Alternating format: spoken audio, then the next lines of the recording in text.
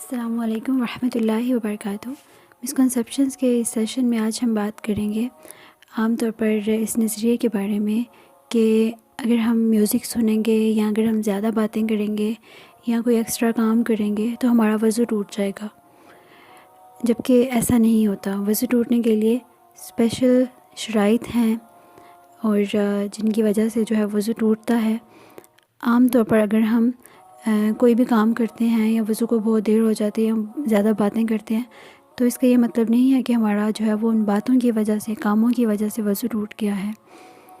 وضو جو ہے ہم ایک وضو سے 2 نمازیں بھی پڑھ سکتے ہیں۔ کوئی یہ ضروری نہیں ہے کہ ہم جو ہے وہ ہر نماز کے لیے الگ وضو کریں، لیکن زیادہ بہتر یہ ہے کہ ہم وضو کر لیا جائے۔ لیکن جو ہے یہ کنسیپٹ کہ ہمارا وضو جو ہے وہ گانے سننے کی وجہ سے یا باتیں کرنے کی وجہ سے ٹوٹ گیا ہے یا کھانا کھانے کی وجہ سے ٹوٹ گیا ہے اور اب ہم نماز نہیں پڑھ سکتے، کیونکہ سچویشن جو ہے وہ چینج ہوتی رہتی ہے۔ کبھی ہم کہیں گھر میں نہیں ہوتے یا وضو کرنے میں مشکل ہوتی ہے، تو ہمارا اگر وضو ہوتا ہے تو ہم یہ مت سمجھیں کہ باتوں کی وجہ سے وضو ٹوٹ گیا ہے، ہمیں اسی وضو سے نماز ادا کر لینی چاہیے۔